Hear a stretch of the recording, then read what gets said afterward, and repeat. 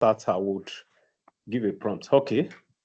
Okay, thank you very much. Once again, you are welcome to another presentation day. For some weeks, we've been on this boot camp where we examined some basic concepts and some practical approach into cybersecurity. And part of our learning process is the project, in which we expect participants to look at a way they can implement into real life scenario some of the things they've learned about cybersecurity. And we've been having presentations in the last few days. And today we're going to be having some set of presentation. And for today, we are going to be listening to a presentation, a project presentation on assessing cybersecurity awareness among small businesses in Yaba. And today's presentation will be taken by Williams. Williams will be speaking to us with respect to what his discoveries were, or what were his discovery after evaluating cybersecurity awareness among small businesses in Yaba. Ladies and gentlemen, join me as I bring up Williams. Williams, go ahead, please. Hello, good evening, everyone. My name is Begusa Williams. My project is assessing cybersecurity awareness among small businesses in Yaba. So let me just moving along. So small businesses in Lagos today are continuing to adopt more digital tools into their day-to-day running of their operations. These businesses Okay. often lack the Hello, Williams. resources. Hello, Yes, sir. Williams. I think your Yes. slide is not moving. Your slide is still on the first page. I know applications have this kind of issues. Are you Oh, using okay. are you projecting full screen?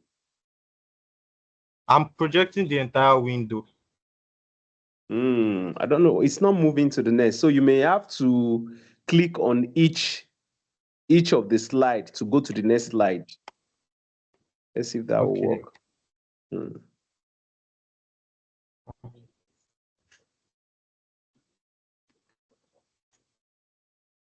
It's still the first slide that is showing. Has it moved? What No. about now? Yes, it's moved now. So probably use that approach to move to other slides. Okay, go ahead. So as I was saying, small businesses in Lagos are regularly adopting more digital tools in their day-to-day operation, be it from the use of tools like WhatsApp Business or some form of CRM, customer relationship management tool, or some form of payment service. It could be POS or any other digital tool. And these small businesses often or most times lack the expertise in order to combat regular cyber threats, making them very vulnerable to cyber attackers. Some of these threats can include malware, phishing, ransomware, password hacking, outdated OS or outdated software. It can even include some others that I didn't list here, which could be things like ransomware is there, things like tailgating, distributed denial of service, etc. Moving on. For the research objective, is the next page showing? Just want to confirm. Yeah, it's okay. Go ahead. So the goal of this project was to evaluate the level of cybersecurity awareness among small businesses in Yaba, and our focus was majorly on businesses with less than 50 employees. The major deliverable for this project was to develop an educational toolkit based on the awareness level gotten from this research in order to bridge the gap between the level of awareness of the small businesses and the required knowledge required for them to be able to at least protect their businesses to an extent. So the first slide, importance of cybersecurity awareness for small business. It protects customer data such as personally identifiable information or sensitive, or is it sensitive or specific personal identifiable information in order to prevent financial fraud. It mitigates both internal and external cyber threats or cyber attacks. It reduces potential downtime in their business, which may be caused by cyber attacks, such as denial of service or distributed denial of service. It maintains business reputation and brand identity, and also ensures compliance with regulations such as Nigerian Data Protection Regulation. Um, for the methodology, the method which was used was a sampling method of random selection of 5 small businesses. I used 5 because of the time constraint for the completion of the project. So 5 small businesses around the Aba area in the sectors like retail, technology, and personal services. The survey was designed into a questionnaire with sections on general awareness, security practices, incident handling, and perceived risk of the business. The data collection survey distributed was done over a 3 days period with a 100% response rate from all businesses which the questionnaire was shared to. So key findings from the questionnaire distributed, it was this I discovered that most of the businesses or business managers were somewhat familiar with cybersecurity, but they lacked in-depth knowledge into the terms cybersecurity. They just knew what it was, but or some were just familiar with the word. They didn't necessarily know exactly what it entailed. Some thought it was just hacking, etc. Then most of them lacked knowledge about cybersecurity policies. They didn't even feel that they should have one as a business. Then another key finding was a lot of them don't regularly update their softwares. If they do, is probably can you twice a year. That's every 6 months. Some monthly. Those are the ones that were still okay. Some are doing their due diligence. While some businesses had experienced getting cyber attacks in the form of data breaches, but one business in particular wasn't even sure that that was a cyber attack that they experienced. So this also plays into their lack of lack of understanding of deep understanding of cybersecurity. So a lot of the from the questionnaire shared, the challenges faced about the awareness of small businesses of small businesses about cybersecurity is their lack of deep understanding of cybersecurity, only a base form knowledge or just a familiarity with the word being used, not necessarily understanding what it means.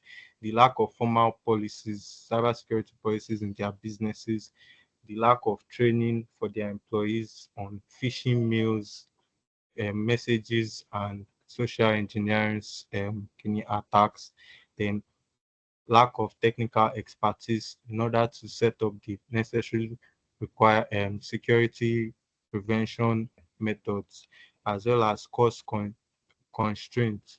A lot of them perceived cybersecurity to be a very costly endeavor, so they do not want to invest in it.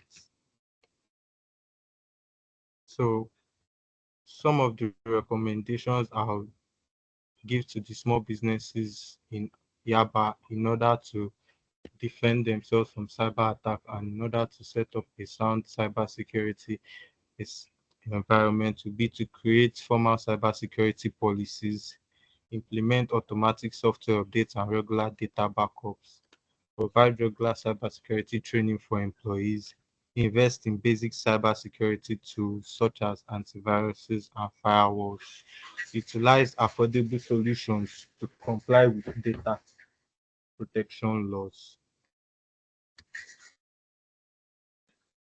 In conclusion, small businesses in Yaba are vulnerable to cyber threats due to limited resources and expertise.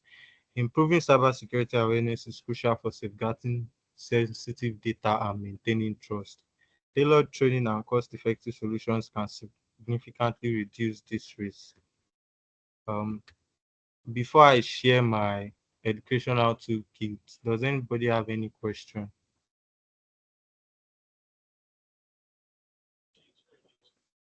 Okay, yeah. Before you go ahead to share your educational toolkits, first, I want to really appreciate the efforts you have put into this work in a very short while. And I think this goes to everybody that has either presented or will be presenting. You may not understand the magnitude of what you have done because you had a very short time to work and you decided to deliver even within that particular short time. So I want to appreciate you and appreciate every other person that has presented or that will be presenting that decided that no matter the time constraints, they are going to bring up deliverables. Then one thing, or there are some few things that are very important to take note because, like I said, every presentation, every project topic is a learning opportunity for everyone. And that's one of the reasons why I said, even if you are presenting or you are not presenting or you are presented, please still attend every other presentation because you are going to be learning a lot. Now, there were some factors and there were some key discoveries. Well, we'll call them discoveries that he has shared with us. Most of the time, the reason why most small businesses don't look into issues around cybersecurity is because of that general conception that cybersecurity is expensive. But by the time they start to realize that there are some basic security posture that they can have. As a matter of fact, you don't even have to employ a professional cybersecurity person, or you don't have to employ somebody who is a professional cybersecurity professional, as it were, because you know that it takes a lot to pay them. But you could have some basic understanding of the steps you can take to improve the security posture of your organization. And that's one of the reasons why most of these small businesses would look away from issues around cybersecurity because of the mindset of it's expensive. I can't cope with it. But by the time they realize that all you need to do is to begin to look into some best practices that you can employ in your organization, like updates, regular updates. It's a cybersecurity best practice. You don't need a professional to come and do updates for you. So looking at all those things, we discover that the purpose of project like this is to start creating that awareness with small businesses that you don't need to wait until you can employ a cybersecurity professional before you start taking steps to improve on the security posture of your organization. Let me mention this. Let me mention this. Let it be a plus for those who are in this call today. Now, for you that's let me use the word that probably you are just starting out as a cybersecurity professional. These are some of the ways you can start building your expertise and building a very compelling portfolios. And that's why I said something that for every presentation that is made, please look beyond that presentation and ask yourself, how can I reinforce these things that I've learned and how can I work more on it? I know one or two persons that are already speaking with me with respect to what they would want to do after this boot camp, the extra step they want to take. Because at the end of the day, you discover that for every project, you will identify a need. And I'm going to encourage you after this boot camp, build on that need. Look at the way you can start adding value. What are the kind of example? Now, Williams is making presentation. Williams can decide, okay, after this project, I recognize this business, I can make out time, maybe even for one or two. I'll go and meet them and tell them I can help them to develop steps and give them steps and come up with documentation of what they can do to improve their security posture. I tell you, before you know you are gathering experience. Most of the time when you see job applications or job adverts and they are mentioning that you have to have 3 years experience, it does not have to be in a formal company. It could be you are to work as a freelancer, as a cybersecurity freelancer, because you have recognized that there is a need.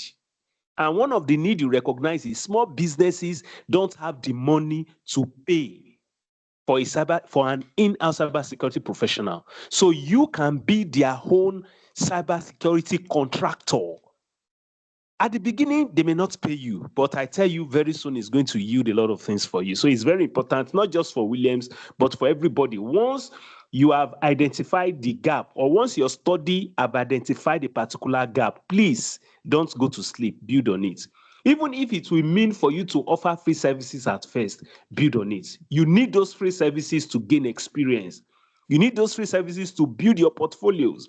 So that at the end of the day, when you get to the real deal, to the real interview, you can say, I built a cybersecurity policy for this organization. I helped this organization improve their security posture. And before you know it, you are counting on experience, and the experience is showing you up as a real professional. So please, like I've said, your project is primarily meant to help you to discover gaps.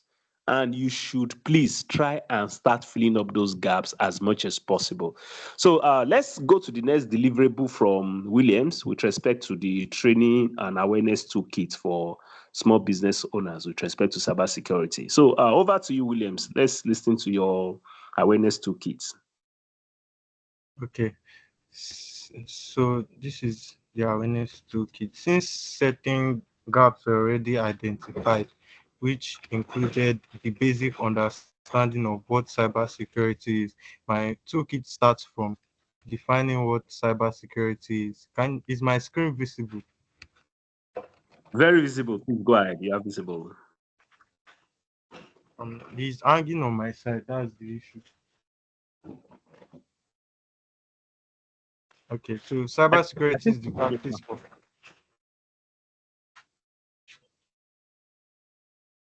you can go ahead. cyber You can go ahead. Cybersecurity is the practice of protecting your business's data, systems, and networks from digital attacks, unauthorized access, or damage, thereby ensuring its confidentiality, integrity, and availability. Why does it matter? This is can also be termed as the importance of cybersecurity to small businesses in order to protect their customers' information, in order to protect their businesses' data, in order to prevent costly cyber attacks that can disrupt their day-to-day operations. Secondly, to basically familiarize them with some of the cyber threats which are commonly used to attack small businesses. Phishing. Phishing is the fraudulent attempt to obtain sensitive information such as password or credit card details, often through fake emails or websites. It could also be through fake. It can also come through fake text messages as well, but that's not included here. Um, malware. Malware is any software designed to damage or gain unauthorized access. Let me zoom out so it's more visible. It's too much. Unauthorized access to your computer system.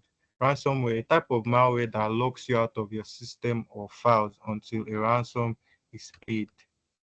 Data breach, unauthorized access to business or customer data leading to potential legal and financial consequences. So a lot of them mentioned that cost and lack of technical expertise is the major issue while they are not carrying out basic cybersecurity practices. So in my educational toolkit, I included a few steps with which they can immediately secure their business by themselves with little as no cost, little, little or no cost. So step one would be to implement strong passwords and use two-factor authentication for sign-ups. Use use complex passwords with a combination of letters, numbers, and symbols. Enable two-factor authentication on all accounts in order to add an extra layer of security. Regularly update software. Keep all systems, software, and applications up to date. Install security patches immediately to protect against vulnerabilities. Another step would be to back up your data. Regularly backing up your data and important business data to an external drive or cloud storage. Ensure backups are also encrypted and stored in a secure location. Um, and I thought I included it here, but it seems as though I didn't. A cheap or a cheap tool in order to use to back up your data would be something like Google Drive or iCloud, as the case may be. Educate employees on phishing. Train your employees to recognize suspicious emails or messages. Remind them not to click on unknown links or download attachments from unfamiliar sources. Okay, so low-cost cybersecurity tools for your businesses. For your business, these are tools which are free or low cost, which are easily accessible to the small businesses, which they can use to implement some of the steps listed above. Antivirus and anti-malware software. There are a lot of free antivirus and anti-malware softwares such as Avast, Bitdefender, or Kaspersky. They might offer a paid plan, but still with no costing, get their um they can get this antivirus slash anti-malware software running free without any cost. Later on, if they are satisfied with the delivery, they can opt to go for the paid version. Firewall protection. All laptops slash Windows devices come built in with a firewall protection system. It's just for them to go and enable it and configure the settings for the firewall. Then see password management tools. So they can use tools like LastPass or Dashlane in order to store and generate strong passwords secure. Data backup tools. So okay, this is why I mentioned the Google Drive. So they can utilize storage tools like Google Drive, Microsoft OneDrive, or Dropbox for secure and encrypted data backups. Incident response. What to do if a small business suspects a cyber attack? One, they have to disconnect the affected devices from the internet and investigate. Step two would be to assess the level of impact of the attack, assess what systems and what data has been corrupted by the attack. Step three will be to notify affected parties. If customer data is compromised, notify them immediately and follow legal requirements. Step four will be to report to local authorities. Report any significant cyber incident to the Nigeria Police Force Cybercrime Division or Lagos State Cyber Security agencies for further investigation. And this is a very important one because I'm sure many small businesses are not even aware that such a division exists in Nigeria. Then, just a general reminder of the best cybersecurity practices for them to implement in the day-to-day operations of their businesses. The use of strong passwords, enable two-factor authentication, update software and operating systems regularly, backup data, beware of phishing, then monitor their accounts for unusual activities. Then, in conclusion, cybersecurity doesn't have to be complicated or expensive. By following these steps and using affordable tools, you can greatly reduce the risk of cyber attacks in your business. Small changes today can protect your business from larger risks tomorrow. I just included a few means to make it interesting. That's all. Any questions? Thank you, thank you, thank you.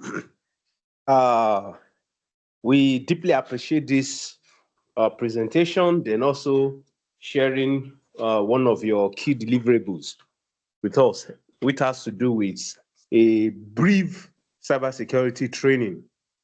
And I appreciate the fact that it's further reinforced what we said initially, that cybersecurity don't have to be expensive. You don't have to come up with a complex system. As a matter of fact, there is there is a saying in cybersecurity. It uses the acronym KISS, KISS. Keep it silly simple. So your cybersecurity solution should not be complex, complex, complex. Keep it simple. Because the complex your solution is, it might actually be a downside also to your cybersecurity posture or intentions that you try to create for the organization. Okay, yeah. So anybody with question, if you have a question to ask, or you need some further clarification from his presentation, Questions? Questions, questions, question. Question. Just like I said, I want to encourage everyone. Once you identify a knowledge gap with respect to your presentation and your project, that's an indication for you on what you should do afterwards. And if you need any form of consulting, you are free to reach out to me. And the best way to reach me is send a message. If you call and I speak with you, other things would take over. But once you send a message, I know I will always come back to that particular message. So thank you very much. So like we do, I want us to give a round of applause for Williams for this amazing presentation, and the presentation that has also opened up the eyes of small business owners, and also some knowledge gap also, because some things you think people should know, people don't really know. Thank you very much, Williams. We appreciate you. You could stop sharing. Praise, are you ready? Hello, Praise. Hello, good evening, sir. Evening, how are you? I'm fine, thank you. Could you Yes, share I'm ready. Yeah, please go ahead and share your screen so that once you share your screen, I will officially bring you up. All right, sir. So we'll be waiting for you to share your screen. So as we are waiting for Praise to bring up our presentation, please, I want to encourage you, for everyone that has presented or that will present, just look out for knowledge gaps. Look out for knowledge gap, or look out for skill gap. Because for some of your work, what you will discover is a knowledge gap, and for some, what you discover is a skill gap, and for some, what you discover is both. So whatever you discover just is an indication to you on what to do after now. It's an indication of what to do after now. So it's important to take note of that. And the purpose of this particular project phase is to help us to apply, put into practice in real life scenario what we have learned. Okay, now we're having another presentation. It's going to be a very interesting presentation.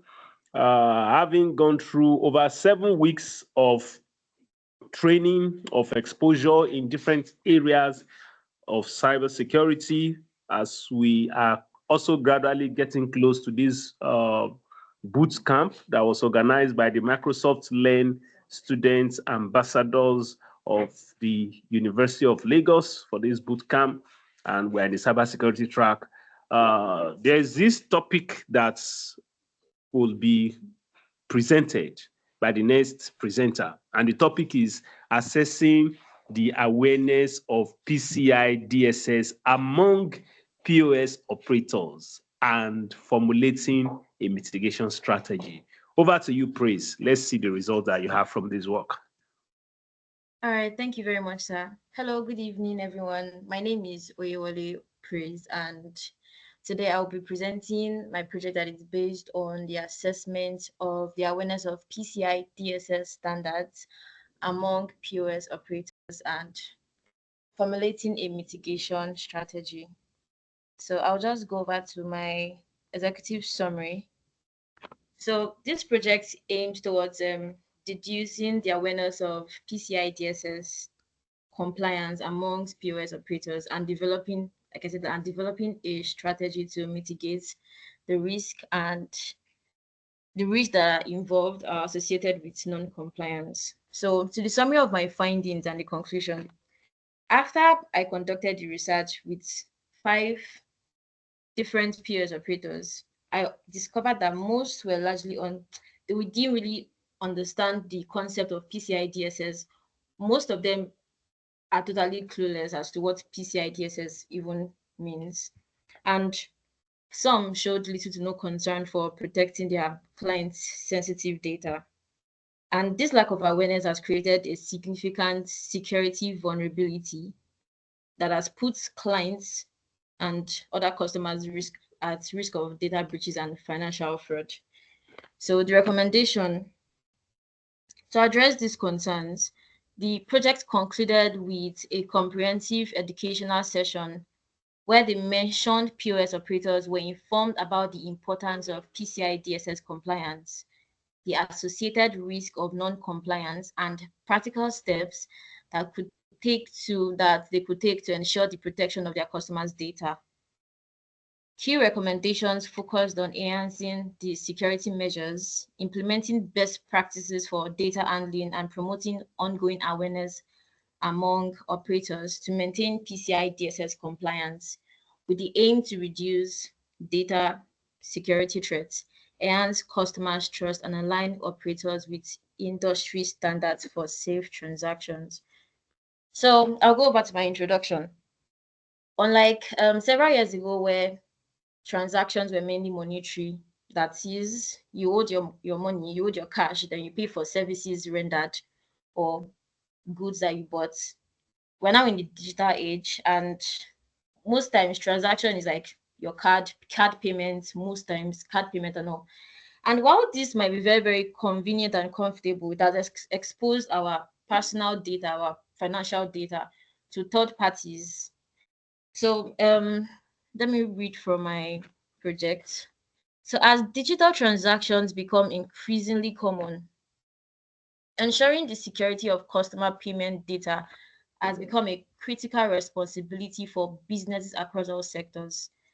The payment card industry data security standard was established by major credit card companies to create a unified set of security requirements that aims at reducing fraud and safeguarding sensitive cardholders' information. These standards apply to any business that processes, stores, or transmits credit card data, including those that rely on point of sale, that is POS systems, to facilitate transactions.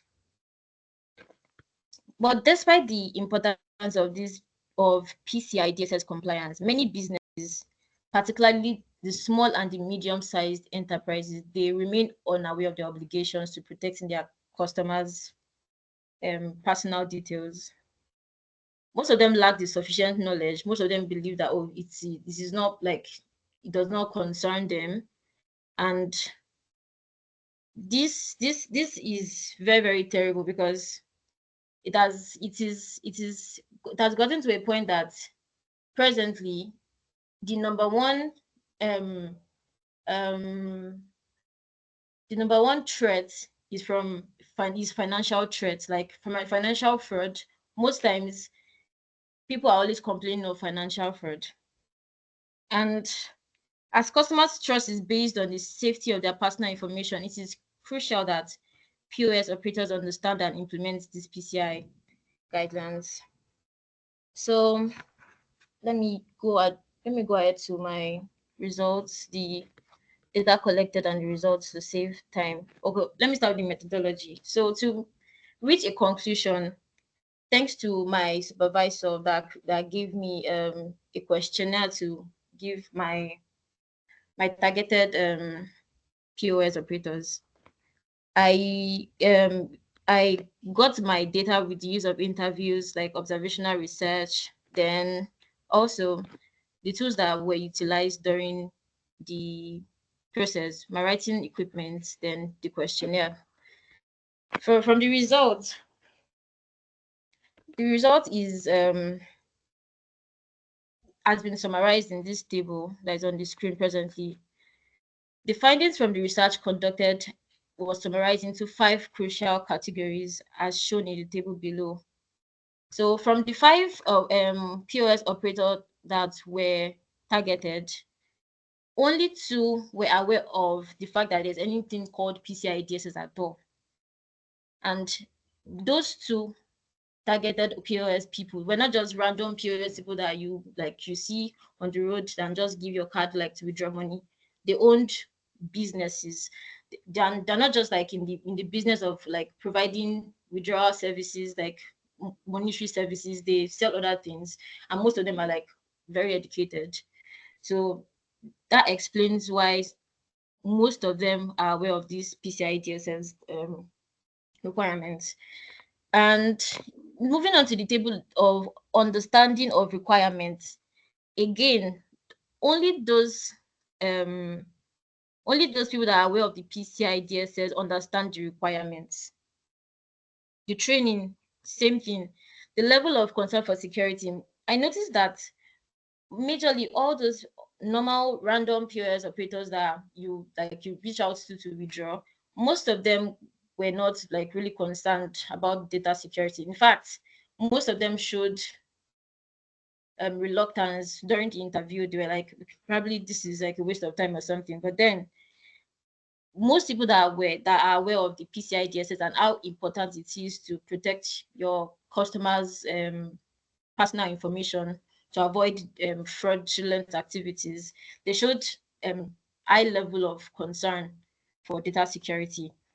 And it's so sad that after conducting this survey, yes, after conducting this survey, very, very few people were interested in being trained. While some of them, like, they were intrigued at first after the explanation that, okay, this is how PCI DSS is very, very important in this your business. These are the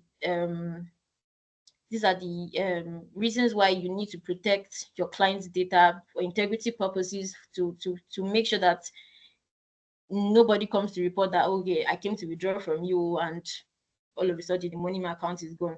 All that. Most of them showed interest in being trained, but then few of them also showed that they were not interested in like whatever PCI DSS is all about. So to summarize my findings, the findings indicate a significant lack of awareness and understanding of PCI DSS standards among most POS operators.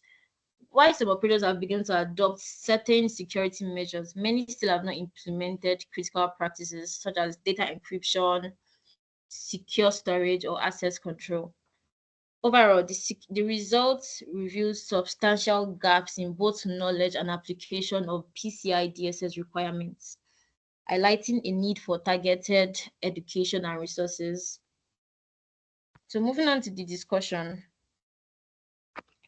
The discussion is just putting everything I have said earlier together, including case studies from people that have also conducted the same research. Apparently, the result I got from my survey aligns with existing research, and this existing research showed that they documented similar challenges in PCI DSS compliance, particularly among small and medium-sized enterprises. From the table I showed earlier, it was obvious that these small and medium-sized enterprises, they don't really concern themselves with that. They just want to like transact. They want to transact business. They don't really care about their security and the security of their customers. So the finding also suggests several important implications. First, that there's a pressing need for targeted educational programs to raise awareness about PCI DSS among POS operators, ensuring that operators are properly trained in data security and compliance could improve customer data protection and also reduce security risk. Sorry. Business owners, especially in small enterprises, must take more responsibilities for data security, investing in regular training and security audits to foster a culture of security within their operations. Additionally, policymakers may need to consider stricter regulatory enforcement, potentially mandating PCI DSS training and certification for POS operators. I feel that if you tell a random POS person that, okay, this, if you do not understand this, if you do not inculcate the PCI DSS standards in your everyday transaction, there will be a particular fine that you have to pay. And no one wants to hear about fine, losing money because of one's like a dialectical attitude towards a particular thing. So I feel that if you want more people to like pay more attention to these PCI DSS standards, we should make sure that, okay, these people are aware of the repercussion of not being compliant to these standards. So despite these valuable insights, my research has some limitations. There are several POS persons across the state that I am in presently, but only targeted 5 people. Does not mean that okay, this is I cannot really generalize by my study that okay, this is this because I only targeted 5. So a larger and more diverse sample could offer a broader perspective on PCI DSS awareness and practices. Additionally, the reliance of self-reported data introduces potential bias as participants may have overstated their security measures. Lastly, the study primarily used qualitative methods, which is rich in detail, could be implemented by qualitative data to provide more comprehensive views of PCI DSS compliance trends across a large population of US operators. So to the conclusion, the study examined the awareness and implementation of PCI DSS standards among POS operators, revealing critical gap in both knowledge and practice. Out of the 5 POS operators interviewed, only 3 were aware of PCI DSS, and among them, only 2 had basic understanding of its requirements. While operators C and E had implemented some security measures, including encryption and the likes, they did not adopt essential protective practices. The lack of formal training among operators was a key issue, contributing to poor security practices that leave customers' data at risk. Based on the findings, several recommendations can be made. First, businesses should prioritize the education and training of POS operators, ensuring that they are aware of the standards and the importance in protecting customer data. Training programs, like my colleague mentioned earlier, training programs, whether through workshops or online courses, should be developed and made easily accessible to operators. If you tell a POS operator that, oh, there's this particular program or is in this particular place, probably due to location issue, they will always find an excuse not to like be present for that program. But if it is made like easily accessible to them, I believe that most of them would probably show um, enthusiasm towards learning more about these standards, which would help to protect customers' details. So, mandating PCI DSS certification for POS operators could help create a baseline level of awareness and competence across the industry. Additionally, technology developers should focus on creating simple, cost-effective tools that help businesses meet PCI DSS requirements without needing extensive technical knowledge. In conclusion, the study highlights the urgent needs for better awareness, training, and regulatory support to ensure that POS operators can effectively protect customer data. As businesses increasingly rely on digital payment system, compliance with PCI DSS standard is not just a technical requirement, but a critical step in building trust with customer and safeguarding sensitive information. And by addressing this gap that is identified in this study, both the businesses and the regulators can work together to enhance data security and prevent costly breaches in the future. Also, this PCI DSS sometimes is not just for while it is very, very important for POS like operators to understand, to have in-depth knowledge about how important these standards are. We as cybersecurity analysts, I think that's how that's how to say it. We also have like our own role to play. Apart from the fact that they can be educated through programs and through and the other ways that it can be enforced among POS operators, we should also inculcate the habit of ensuring that when you are about to transact business with such people, you can just like pitch it to them, like talk to them about okay, how do you protect your customer details, ensure that okay. And funny thing is that when during transactions like this, it is not just through hacking of the POS system or carelessly dropping around this valuable machine that they use for this transaction. Personally, as a customer, you should like also be aware of your surroundings because people, the black hat, you can never tell where a black hat would be. Maybe just the next person that is waiting to like withdraw, and they can even get access to your details through sorry, through shoulder surfing, through using social engineering attacks. So we also have our own role to play in ensuring that these PCI DSS standards is enforced among POS operators, and ensuring that our own data as well is not compromised. So I think that would be. Or please, if there will be any questions, I would like to get them. Thank you. Thank you very much. This is awesome. This is really wonderful.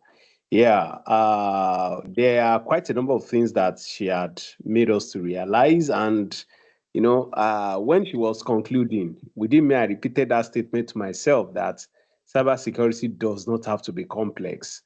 It does not just have to be complex. And from our results, she shared a very important aspect that most of the time, especially for those running the POS to use to as payment systems for people to get cash, you discover that most people that use it, or people that employs others to use it on their behalf, we just tell them, when you want to withdraw money, this is what you press.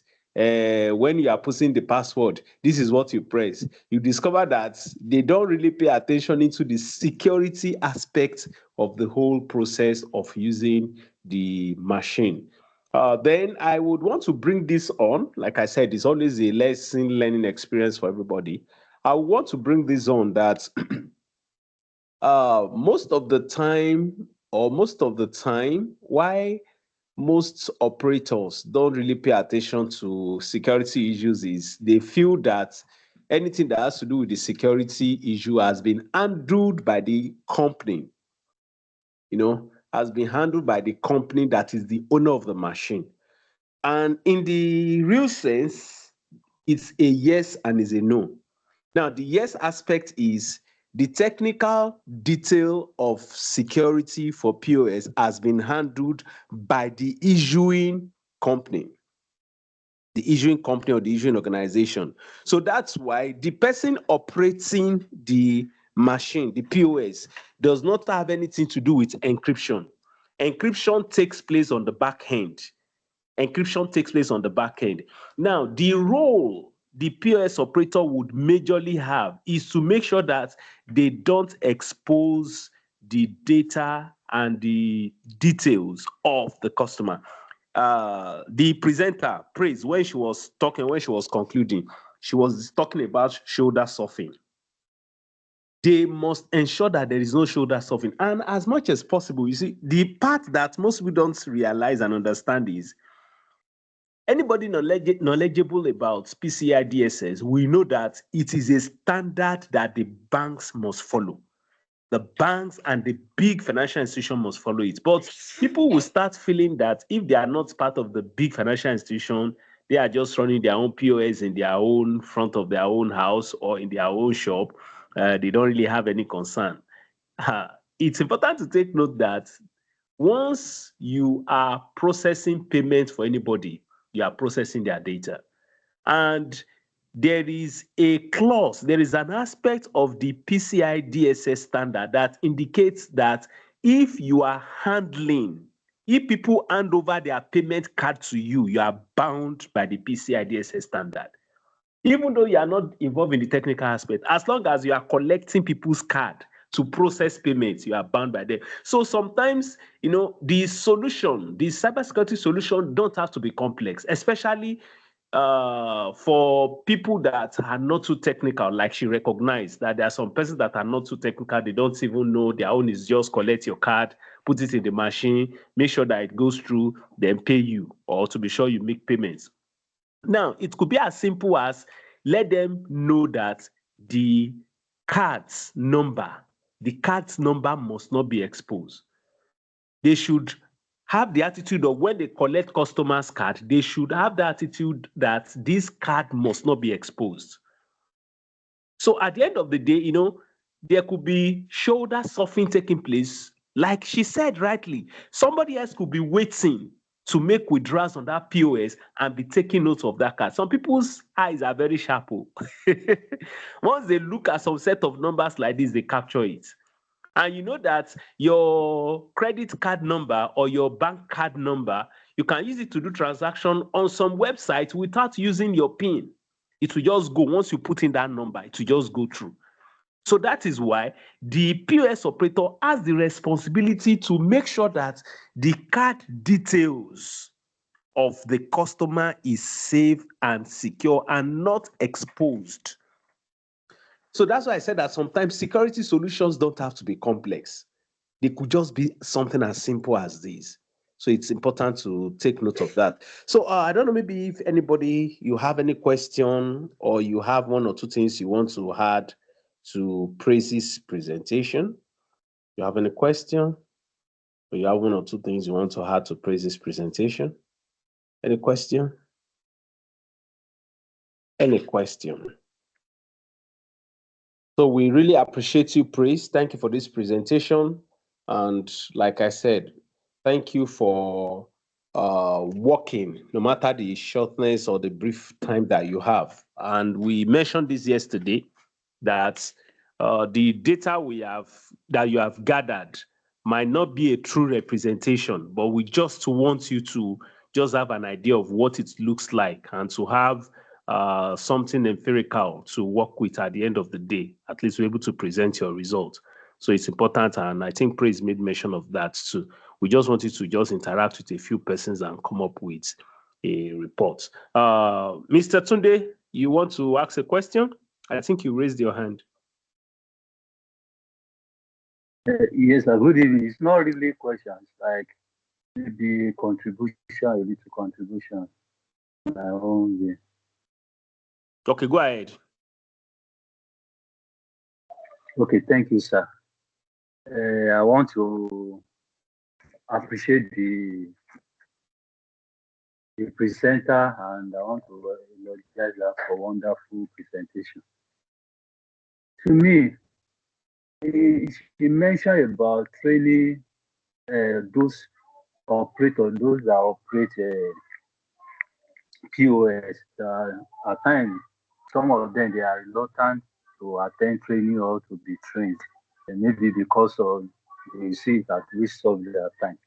I think, to me, the most important thing for the enforcement, there should be enforcement from the regulating body.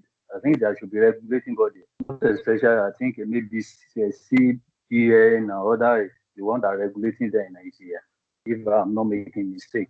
I think the policy maker should be involved in that, in order to regulate those people, so that when there is time for training, they'll be able to let them know, and knowing that they are the regulators, they'll be able to attend and able to gain whatever training that they need for their operation to be smooth. I think there is need for regulating body, and there is need for enforcement in that area.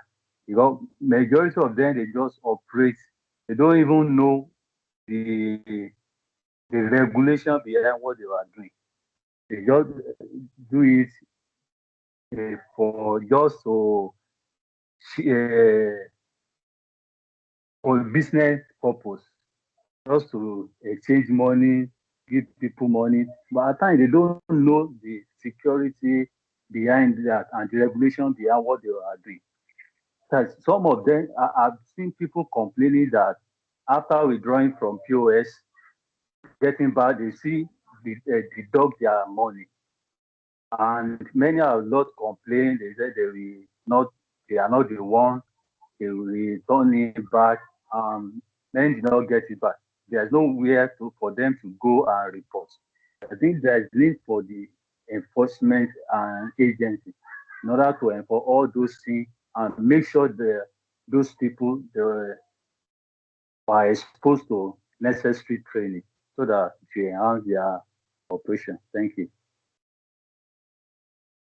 Thank you very much for bringing that insight. Very, very critical. Thank you very much. It's important to really take note of that. That most of the time, especially for things around PCI DSS, what would push people to get necessary training is from the regulatory agencies. From the regulatory agencies, once they know that okay, the body regulating our operation has made this training compulsory, they would sure do. But another thing that I think I have taken note is we live in a reactionary system. That is, until things start happening, we don't do things that we're supposed to do. It's until things start happening that we start looking at, oh, there's a PCI DSS law or there's a PCI DSS standard and they are not following the standard. But why do we need to wait for incidents before we start acting? And this is one of the reasons why it's also important to also, in our own little way and our own level, create that awareness and hope that one of these days, the regulatory agency will fully wake up to their responsibilities. Once again, thank you very much. Let's give a round of applause to Praise for this wonderful presentation through the clapping icon. Thank you. You are deeply, deeply appreciated. Thank you very much. Yeah, thank you. Abdul Hami, are you ready? Abdul? Yes, I'm ready, Mr. Matthew. Okay, please go ahead and share your slide. Go ahead and share your slide. Share your slide, share your screen. So once it comes up, I would officially bring you up. Oh, it seems as this is not able to join us.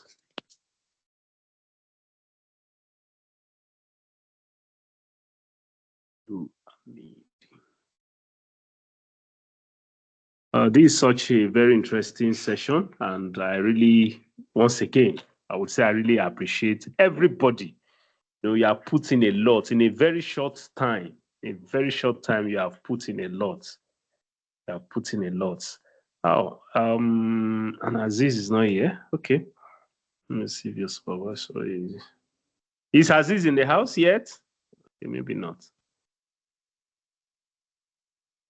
Sorry, please. Okay. Is the screen visible? Is the sharing visible? Yes, your screen is up. So once again, we are welcome. It's such an interesting evening as we are taking various project reports and presentation after going through the Microsoft Learn Student Ambassadors University of Lagos Bootcamp. And we are in the cybersecurity track. There are other track, but we are in the cybersecurity track. And after going through these 7 weeks of training, of knowledge, of skill acquisition, we are in the project phase. And the project phase is meant to help us to deploy the lessons that we have learned into real world scenario. And today we are having another presentation on the topic assessment of the assessment of the procedure for configuring a laptop for penetration testing in a virtualized environment. And this is going to be presented by Salihu Abdul Hamid. Over to you. Let's listen to your report. All right, thank you very much, Mr. Matthew, for the introduction. Like Mr. Matthew said, I am by name Salih Abdul Hamid, and I'll be presenting the topic assessments of the procedure for configuring a laptop for penetration testing in a virtualized environment. Okay, so before we start, I want to break down some few points of what is penetration testing and what does a virtualized environment mean. Sorry, it's not moving. Please, is the slide moving? It's not moving. You may have to go out of full screen and just click on individual slide to bring it up. It's not moving. Is it moving now? Okay, yeah, it's moving now. Okay, all right. So like I said, I want to break down a few points. What does penetration means and what does virtualization mean? So penetration testing, most of the times we hear people calling it pen testing, is a method that people use for evaluating the security, people like cybersecurity analysts, for evaluating the security of a computer system or network by simulating an attack, just like the way a bad attacker will do or the way a hacker will do. So the cybersecurity analyst will try and see if he can penetrate or exploit a vulnerability in a system, either from an attacker or from an insider. Like we learned during the track of the program, we were talking about disgruntled employees and the rest. There are some attacks that will come from inside an organization and some will come from outside. So the goal of penetration testing basically is to identify vulnerabilities that could be exploited and to assess the effectiveness of security measures that have been put in place. Let's say maybe you have put a security measure, so you want to test how effective is that security measure that you have put on a system or on the environment. So you do pen test to figure out, okay, I've set up this security measure and I've tried pen testing and I was not able to get into the system. So that means my security measure is effective to a point. So basically that's penetration testing. And then for virtualization is a technology that allows multiple virtual machines. So when you say virtual machine, basically what we're trying to say is that multiple like operating systems to run on a single physical machine. So let's say I have a single system, a physical system, I have a HP system, right? So virtualization is a technology that allows me to load, like let's say a Mac OS on that same system without needing to buy another Mac system or a Linux system or a Linux operating system without needing to buy like a normal separate Linux operating system. So that's basically what virtualization allows you to do. This virtualization can be carried out by various applications. For example, we have VirtualBox, we have VMware, so there are a lot of them, but these two are the basic ones that have been used, either VirtualBox or VMware PlayStation. So for this session, I will be focusing on using VirtualBox for creating my virtual environment, and then for my penetration testing, I'll be focusing on installing Kali Linux as the operating system. There are many other operating systems that you can use for penetration testing. For example, you can use your Parrot OS. So the scope for this project will be my virtual environment. I will be using VirtualBox, and then for my operating system that I want to use for my penetration testing will be Kali Linux.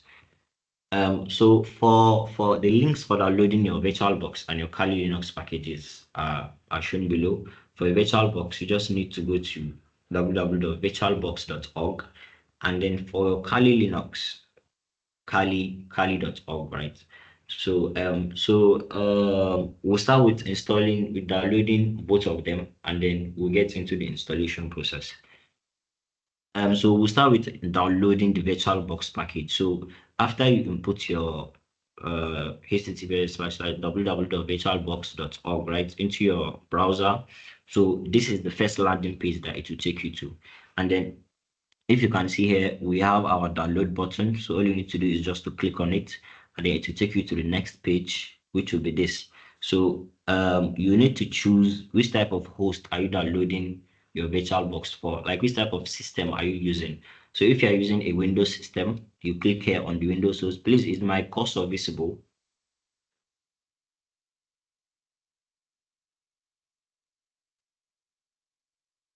Hello? Yes, it's visible. It's visible. Okay, all right. Okay, all right. So if you're using a Windows host, that means your physical system is a Windows operating system. So all you need to do is to click on the Windows host, and then it will start downloading your VirtualBox for a Windows machine. If you're using a Mac OS, all you need to do is to click on this Mac OS. And then if it's a Linux physical system that you want to install the VirtualBox for, you click this. If it's a Solaris and the rest, so it depends on which type of system do you want to install the VirtualBox for. So after clicking on the Windows host, it will start downloading, and then it depends on where your directory is for your downloads, where your downloads go. If it goes into the download folder, that means you see it there after the download finishes. So after downloading this, then we now need to download our Kali Linux image. That's like our Kali Linux package, right? So we'll use the second link. That's it's Kali.org, sorry. So after you input our Kali.org, in our browser, it will take us to this landing page, right? So for this, you also need to click on the download button that is here, and then it will take us to this. So for what you need to download now is an installer image, right? For your virtual box. So you click on your installer images here, this one right here. So after I click on the installer images, it takes you to this. So they are basically other installer images, but for a basic beginner, right? This installer that is here, that is shown here on the screen, will be enough for you. There are other installers whereby you can get almost every tool installed, right? But for this installer too, you have a lot of tools that are there. Basically, for a beginner, all the tools that you need, right? So we can install this. It's basically 4 gig, depends on the update that's currently available. So if you download it to go to the download folder. So when you click on download, if this is where your download folder goes to, it will go to the download folders. So you are basically download two things: our package for our virtual box, and then our package for our Kali Linux, right? So what we're going to do now is to install our virtual box first. That's what we install first. So you basically go to wherever it is that your download goes to. If it goes to the download folder, go to the download folder, you check. You will see your virtual box package there that you downloaded. You click on it, and then it will take you through to the normal installation processes, right? So for a basic beginner, just leave everything as default, and then you install it. Look at this, the Oracle VM VirtualBox 7.0 fan setup. So click on next, and then leave everything as default. For a basic beginner, you don't need to change anything. So the Oracle, the VMware, sorry, not VMware, the VirtualBox, right? We finished downloading. So when you finish downloading, it will install on your system. So after the installation processes, this is what the VirtualBox interface looks like. This is it. Look at Oracle VM VirtualBox Manager. This is the interface. This is the first screen that you see after it has finished installing and you've opened it. So now what we need to do is to configure that our Kali Linux machine inside this VirtualBox environment, right? We have finished setting up our virtual environment now. What we need to do is to set up that our Kali Linux inside this virtual environment. So so the next step that we'll do is to click on new. So there's a button here. You can see the big cursor there. So that's the new button. So since you want to configure a new machine on this virtual machine, right? You want to configure a new OS on this virtual machine. So you need to do is to click on that new button. So when you click on the new button, it will take you to this page. So basically what you're trying to do here is to the name for the Kali Linux. You can just put any name that you want there. It's basically what it will show you immediately after you enter the Kali Linux. What I mean by is that when you install it, below these tools, section, right? So the operating system will show below there. So whatever name it is that you put for it here, where Kali Linux 2024.1 is, that's what it will show you. So for you to be able to identify it, it is best just put the Kali Linux there so that you'll be able to know, okay, this is my Kali Linux operating system. So for the folder, you leave it as default. It will be here, your VirtualBox VM. That is where your virtual box will be saving your virtual machines there. And then so what you do next is your ISO image. That's the third section, that is the ISO image, right? So the ISO image is that Kali Linux image that we just downloaded, right? So all you need to do is to click on that iOS image, and then it will take you to your system directory so that you'll be able to find wherever your Kali Linux image that you downloaded is. If it's saved to your download folder, all you need to do is go to your download folder and then click on it. So this is it, right? So our Kali Linux that you downloaded was in our downloads folder. So we just went to our download folder, and then you just click on it and then click on open. When you click on it here, you click on open, and then your Kali Linux image will appear in your ISO image there. So what we are going to do next is to set up the hardware and the hard disk, right? If you notice from here, we have the name and operating system section. we have the hardware section, and we also have the hard disk section. So you want to assign this our OS that we're trying to install, right? We want to assign the hardware that we want the virtual box to be using from our physical system, and then we also want to assign the hard disks that we want our virtual box to assign to this our OS, right? So we'll click on the hardware, we'll click on the hardware section, right? So for the hardware, this please, is the screen very visible? Like, can you see what is on the screen?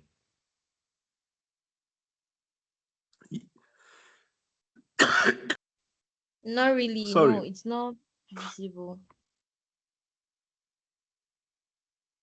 So for this, for base I memory, think you can't see. All right.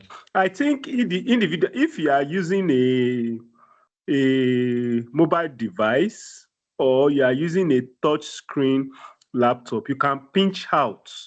You can pinch out to expand it on your own screen. You know, this is okay. Let me You let can me just exit slideshow. If I exit slideshow, I can do that.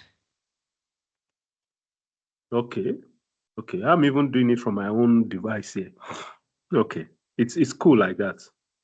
It's visible right now, right? Yes, from my own end, yes. Okay, all right. So for the base memory, as I was talking about, you know, we are trying to assign the hardware properties to the OS, that's our Kali Linux OS. So you want to assign, okay, this is our operating system, right? We want it to be using this amount of memory, and then we want it to be using this amount of processor. So from our base memory, right, it's going to calculate the amount of memory that you have complete on your physical system, right? So this system has 16 gig of RAM. When I say memory, I'm talking about RAM, not ROM. So that's our 4 gig RAM, 8 gig RAM, 16 gig RAM, right? So this system was using a 16 gig RAM, right? So we can assign whatever amount of RAM that we want as long as it is in between this green section, right? VMware does not want you to enter that orange section or that red section. Why? Because you'll be consuming your RAM from your physical system. So in the moment while you're using your operating system, it will be affecting your physical system performance. So that's why they want you to stay in between that green line. So you can assign any amount that you want as long as it's in between this green line. So you can see for this, it was assigned 4096 MB, right? That's an equivalent of 4 gig RAM.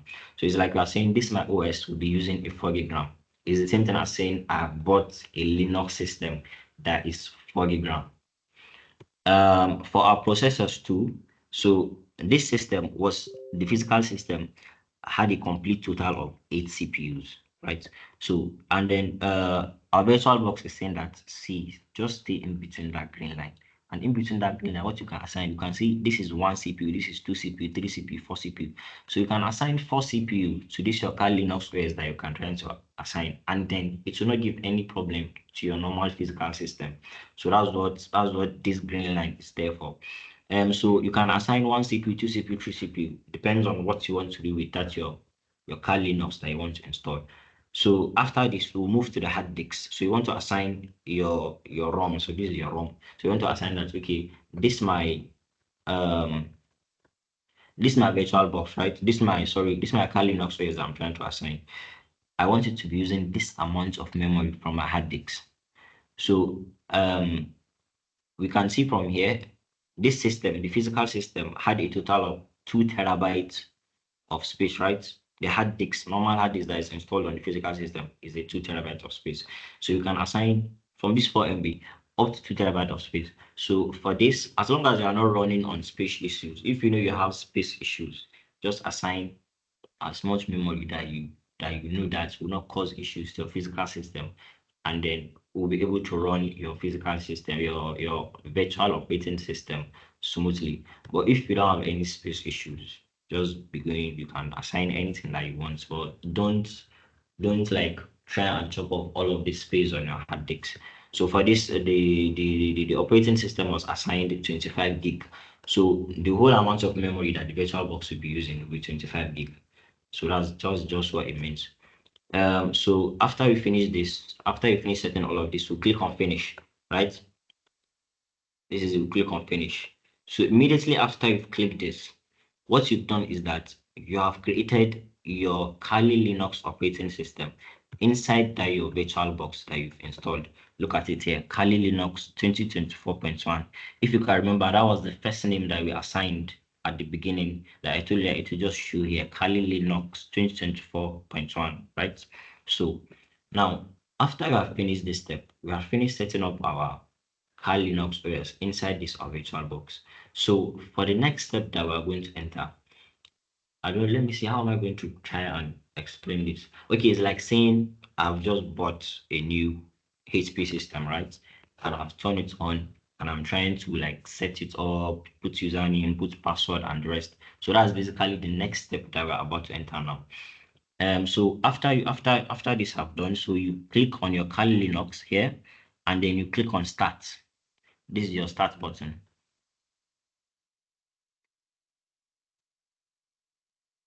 There's a start button here. So after you click on your Kali Linux there, it has highlighted. You just click on start.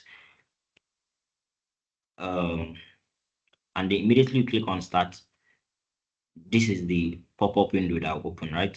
So all you need to do is just click inside of it and then you click on your graphical install. Again, we want to do a graphical install, right? So after I click on the graphical install, the next pop-up that will show you is to choose a language that you'll be using for your Kali. This is just like what I said. It's like you've bought a new system and you're trying to set it up. So they're trying to tell you that okay, select a language that you want your Kali to be operating on. If it's French that you want to, if it's English, or if it's Yoruba, if there's Yoruba there, click it. So you click on it, you click on continue. So after that, it will now tell you to configure the type of keyboard that you want to be using. So basically, most of what we use here is not what we are colonized with, but what we use there is American English.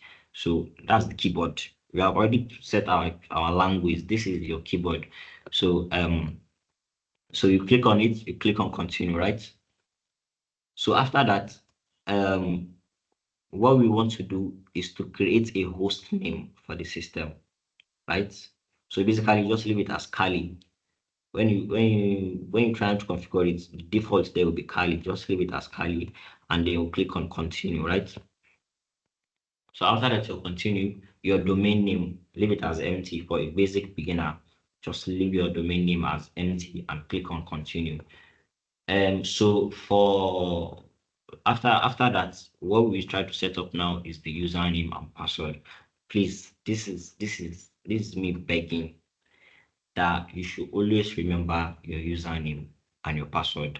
So the password that is normal, but for username, people tend to set up usernames and they'll forget it. If you don't have both your username and your password, you cannot log into your Kali system. That's just it. So this is where you're trying to input your username, right? So you input whatever it is that you want as your username. Immediately after that, you click on continue. Please, is it visible or should I, sorry, forgot. Okay. So this is where you set up your username and your password, right? So please remember your username, remember your password. So you put in your, if it's your full name that you want to use, whatever name, if it's your nickname, if it's whatever it is that you want to use, just remember it.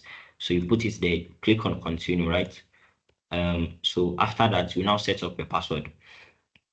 Your password, you put the password. Please, we are doing cybersecurity here, so I know we have been going on about it and we'll keep going on about it. Please set a strong password, not password 1234, or you put your username as your password. Please, let's set a strong password. So after filling all the process, you click on continue. So what it takes you here is that you want to create a partition in your disk, right? For the Kali to be using. So all you need to do is you should be guided that you are using your whole entire disk. You want to partition the whole entire disk. That's what it means actually. So you click on guided and then use entire disk. So you click on continue. And then for this, you want to select the partition disk. So now select the VirtualBox hard disk that was created. So we click on continue, and then you want to set all your files in one partition, right? So you want to select where your files should go for the partition. So you should put all the files in one partition. You can see as it was written there, recommended for new users. We are new users. So let's put all our files in one partition. So after that, you click on continue. So you click on finish partitioning. You have finished partitioning, set everything that you want to set. Finish partitioning and write changes to disks, right? So after that, you click on continue. You click on your yes, you want to partition the disks. It's just like extra procedures so that you know that okay, yes, I'm about to partition my disk. So after that, it will start installing your base system. So this can take a few minutes actually. So you can just click on it, leave it, go and chill a little bit, and then come back, depending on how fast your system is. So after it has finished installing, right, they want you to select your desktop environment, how you want your graphics and the rest. So if you know you are using a system that is not that fast or a system that is not really that strong, you can leave it as XFCE, this one, the second one, right? But if you know you have a very fast environment, I said environment, sorry, you know you have a very fast system with high CPUs, high processors, maybe have graphic cards and the rest, then you can opt in for your genome. But then, to be on a safer side, let's leave it as XFCE so that we'll not think that our system is strong and then to turn out our system is not that strong and then it will start leading to issues. So apart from that, you leave everything as default, your desktop environment, your top 10 the 10 most popular tools, your defaults and everything. Leave it and then you click on continue. What you are going to do next is to install the Grub bootloader. So the Grub bootloader, this is the bootloader for Linux and it's also the boot manager for Linux. So you want to install it if you want your Linux to be booting very perfectly or very fine. So after that, you click on where you want to install the bootloader to. You click on this and then you click on continue. So after that, it will finish the installation. So basically after that we have finished installing our our Kali Linux. So the next step, you just click on continue and then it will take you to this page. So at this page, this is where you input that username that we created that I was begging that we should remember the username and the password. So this is where you input it. You input your username here and then you input your password here and then you click on login, right? So after that, it will take you to your home page for your Linux. And then congratulations, you have successfully installed your Kali Linux inside your virtualized environment. And then it's like saying that you have just gotten a new separate physical system that is running on a basic Linux OS. But because it's in a virtual environment, that's why we're able to use it on a system, on a host system that is different from the OS. So it depends, maybe you're using a HP, but then inside that HP now, you have a Linux operating system. Inside of this, the reason actually why a lot of people use Kali Linux or they like using Kali Linux for their penetration testing and everything is because number one is it comes with a lot of tools that are already pre-installed, right? So for a basic beginner, if you navigate to your application environment, you see all of the tools there. They are basically there installed. All you need to do is just to start them. If not for time, actually, I will have tried entering like the virtual box and then I will have entered the Linux environment and then we can soft through it, but because of time constraints. So I think that's it actually. So I don't know if there's any question or if there's any confusion. Thank you very much. This is really step-by-step process, and I deeply appreciate the efforts you have put into this. And it's just very glaring that you did the work. You know, I said something for this project phase. If you did not do the work, it will show. If you do the work, no matter how small the work is, it would show. So I really want to appreciate you for doing the work. It's really amazing. And I believe some of us, we have been able to pick some things from here to realize that you can turn your laptop into a virtual machine where you have other operating system on it apart from the operating system that came with the hardware.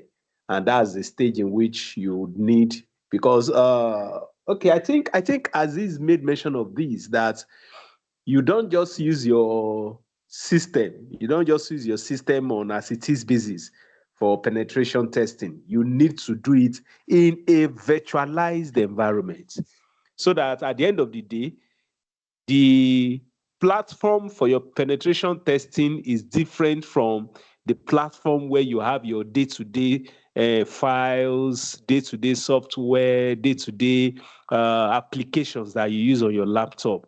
It's just important to take note of these. Like I said, I don't know, maybe anybody would have any question. I don't know if anybody will have any question or any verification you would want to make. Let me check. Okay, so it's important to take note, like he has said, the Kali Linux comes with a lot of pre-installed applications that is useful for penetration testing or for ethical hacking. So it's important to take note of that, and that's why it is a choice OS for people that are into penetration testing, or you want to work in a virtualized environment and you don't want what you are doing to have any interface with what you have on your original operating system. Then there's this part that he made mention of that is very important for those who wants to also do an hands-on. Please be very careful with the level of memory you apportion. The memory should not take over the original memory of your system. You know, that's one of the reasons he was talking about staying within the green category or the green parts. Don't go into the red. Sorry, please. Okay, don't go into the red. So it's important to take notes. Yeah. So in the absence of any other, I want to really appreciate Abdulhamid for this, though technical, but highly relatable, and he really broke it down step by step, step by step. And that's why you find out that when somebody is cut out to be a very technical person, they can't operate in any other space. They just like they're technical. And he really brought this down step by step for everybody to follow and to understand. So once again, let's clap digitally. Let's clap digitally for Abdulhamid for this interesting presentation, and really I appreciate the effort. I can't say less. I really appreciate the effort. Thank you very much. We appreciate you. Okay. Thank you. Thank you very much.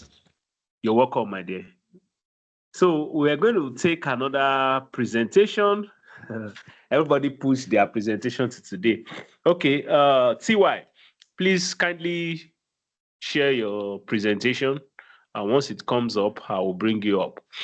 Once again, I believe we are learning. Today is loaded. Today is heavily loaded, both technical and non-technical and hybrid, everything.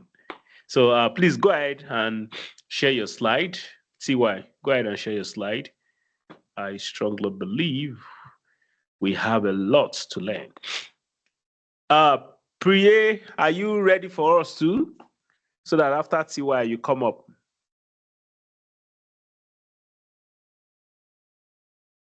Yes, I'm ready. Oh, that's good. So after TY finish presenting, you come up.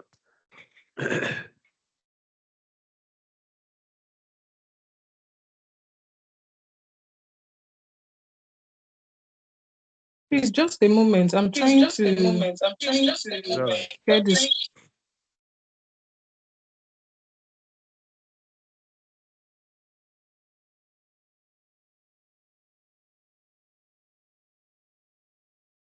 Please, can you see the screen now? Okay, we are having. You are not sharing the screen yet. The screen is not coming up yet for my own end anyway, or for my own endpoint. Let me retry. Okay.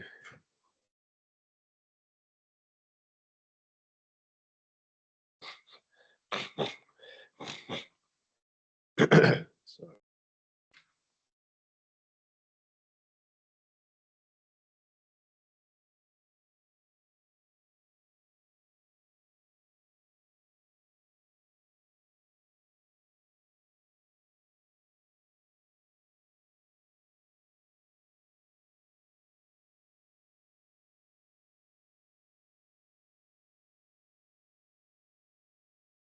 Is it visible now? Is it visible now? Is it Not yet. Not yet. Okay, it's coming up now. Okay, it's coming up now. Can we go to your title page so that we bring you up?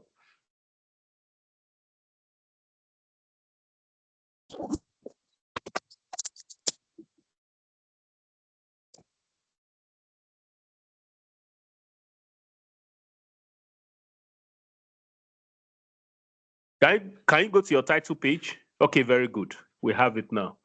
Yeah, this is another interesting presentation.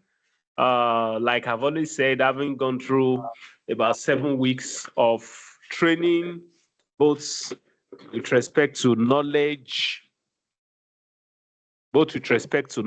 and also acquiring skills in the area of cybersecurity. And I believe for everyone that has gone through this training, you realize that cybersecurity has different parts and different components. And you have seen this also being demonstrated by the various projects that have been reported in this call today, and even since when we started. And this is just one of them, because this is another part of cybersecurity that a lot of people don't even pay attention to. So today, for this particular section, for discussing project reports, we are looking at a report on evaluating business awareness of NDPR compliance in Ikeja, Lagos. And the person presenting is the popular TY, Otonye Ada. Over to you. Go ahead, please. Good evening, everyone. I am Otoye Ada, and I worked on the project of evaluating business awareness of NDPR compliance in Ikeja, Lagos. So just a brief introduction.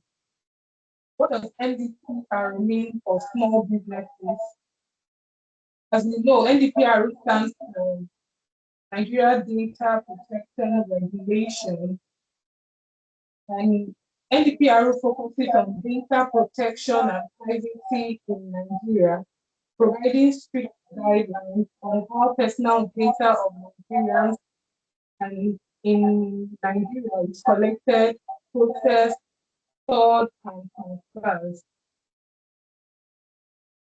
NDPR applies to businesses irrespective of their size, whether large-scale business, medium-scale business, or small-scale business. However, the rules may be different with respect to small businesses in terms of application. For instance, small businesses are characterized with few employees, fewer customers, less personal data, and simpler IT systems. For our objectives for this project were to evaluate the level of awareness and understanding of NDPR compliance among small businesses in Kenya. And of the small businesses, 5 were surveyed in Kenya. Assessment of the level of understanding of NDPR applicability was one of the objectives.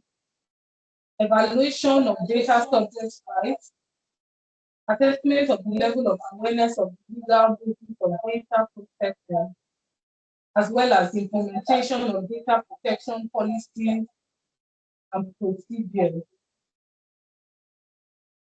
So the methodology used for the 5 small businesses that were surveyed were a physical visit and an interview, following a set of outline questions for each small business.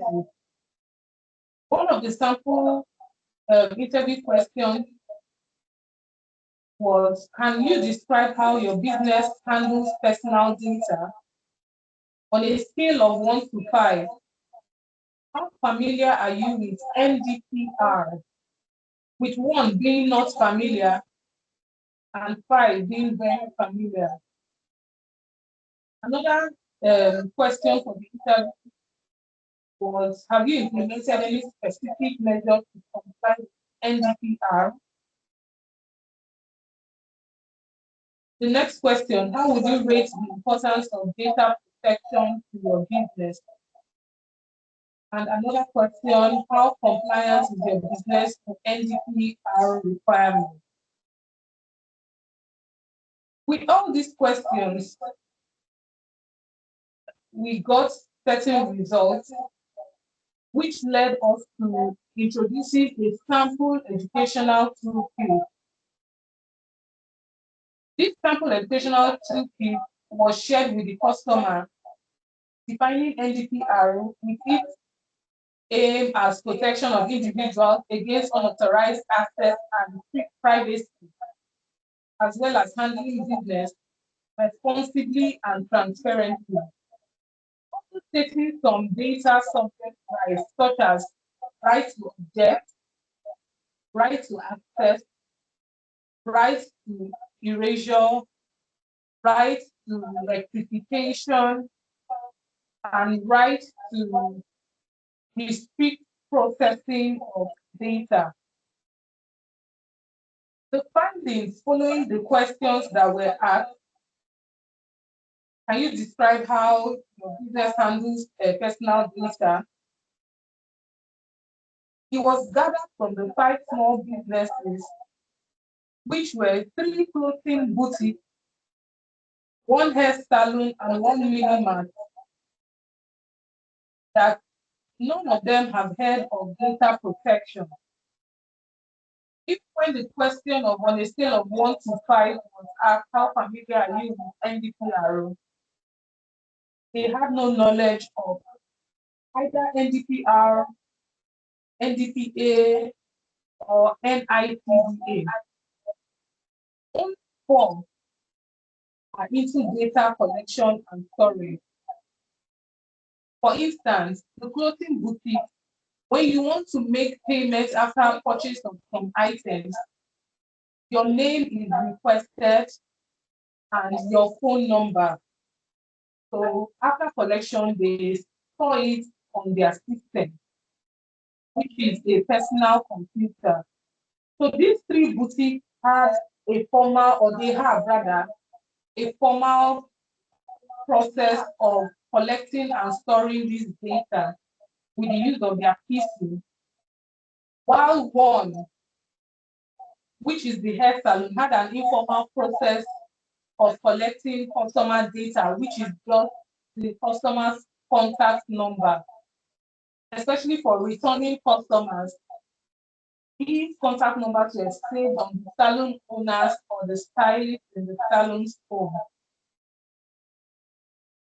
Another finding was that they were all glad to learn briefly about data protection and to hear of NDPR, NDPA, and NITDA.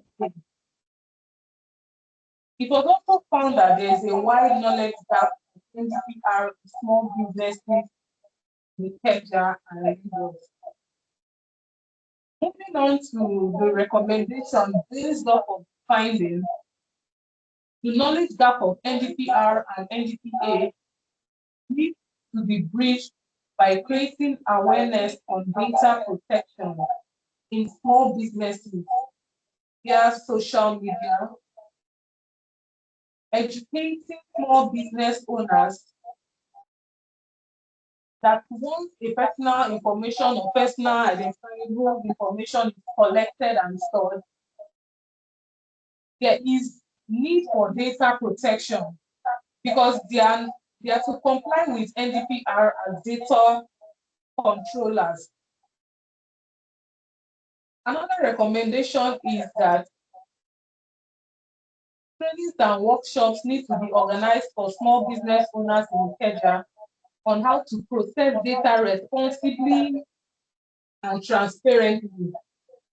For instance, you hear a sales assistant or a sales associate in the boutique calling on someone and repeating the person's phone number after the person while the person is calling.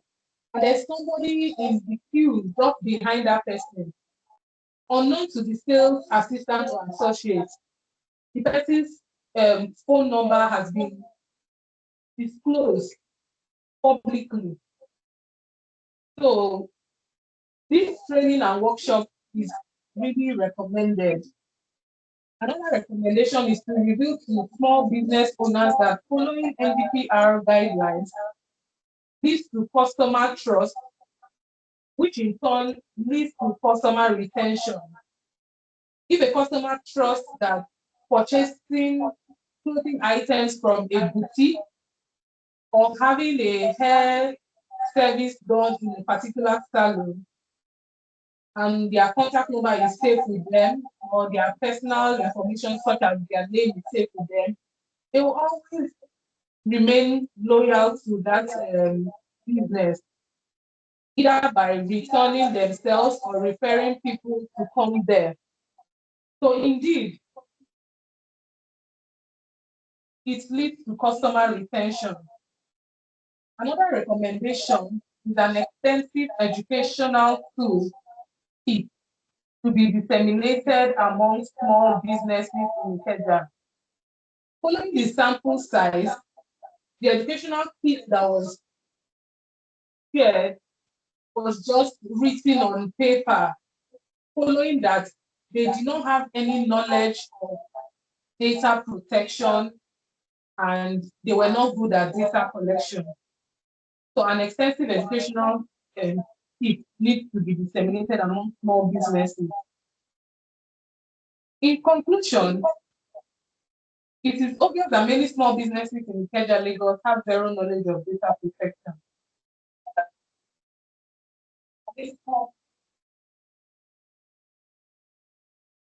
Also, small businesses in Ikeja need to be taught how to collect, process, store, and transfer personal information responsibly and transparently.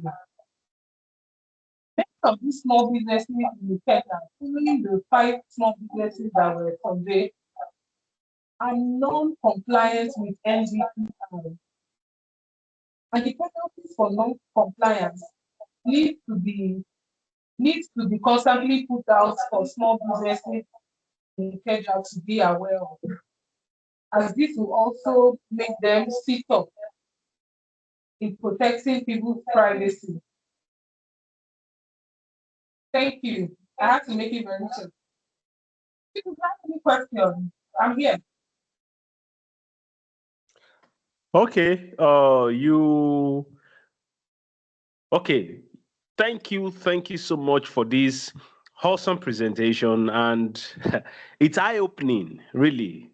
And the reason why I'm saying it's eye-opening is these are things that we'd expect basic businesses to know, especially with the fact that the government recently, when I mean recently, 2-3 years ago, thereabout, signed the NDPA, that is, signed the NDPR into became a law. It was enacted, becomes an act, and yet businesses don't know about it. Probably it's also your project has also revealed a very critical knowledge gap when it comes to the issue of data protection, that businesses don't pay attention to it. Most of the time, big businesses are the ones that even try. But once somebody feels that, what do I have? What am I selling?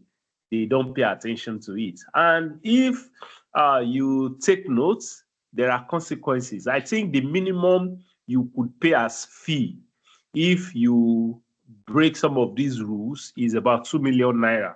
2 million naira or 1% of your annual income. That 2 million naira or 1% of your annual income. That's the minimum. I think there is a level in which, depending on the size of your company, if you break the NDPR or NDPA acts, you pay about 10 million. 10 million or 2% of the total income you make for that particular year. So it's just important. That's why I said something, that we live in a reactionary system, that until things starts to happen, that they will tell you that, oh, there is this law, there is this law, there is this law.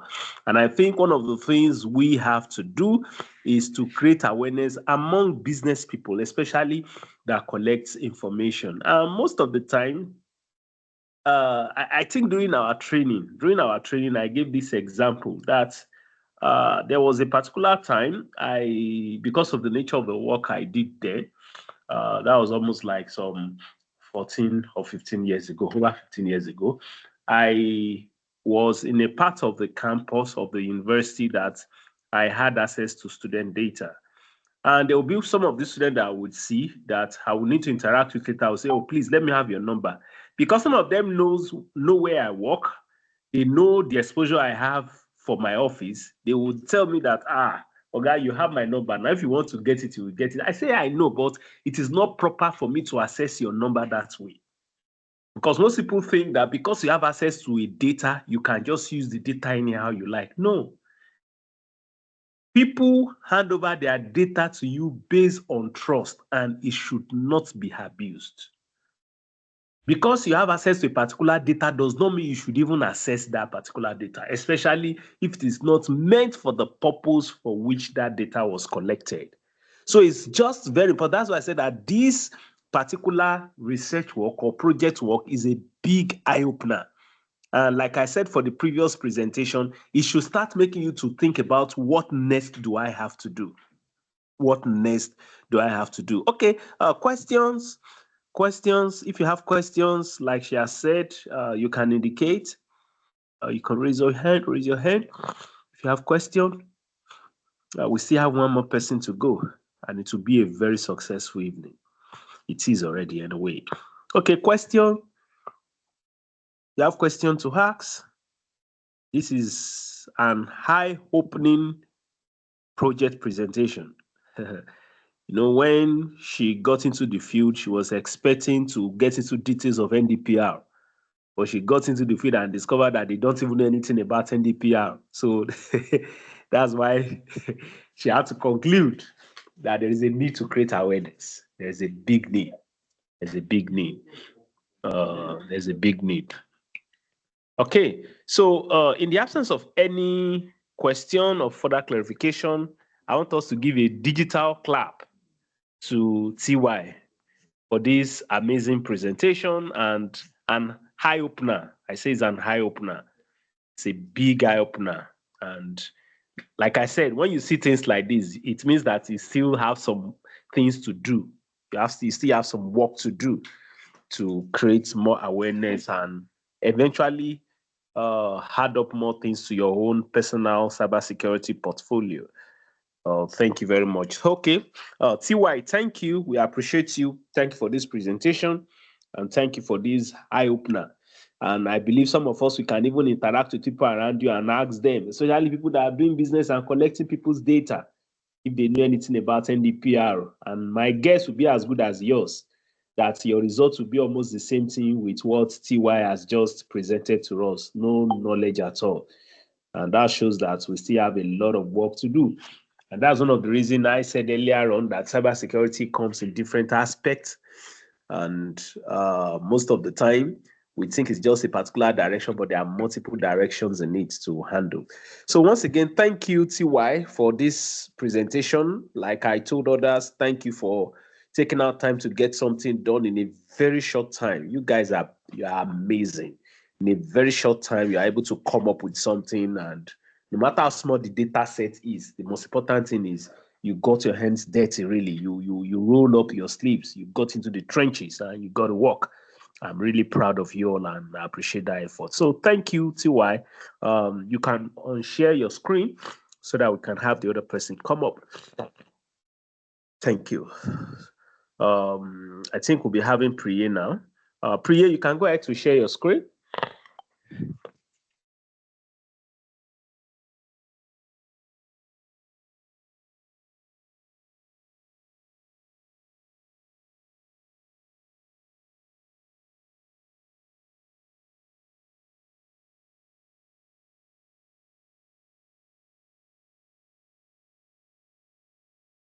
Can you see my screen? Yes, it's very clear now. Thank you very much.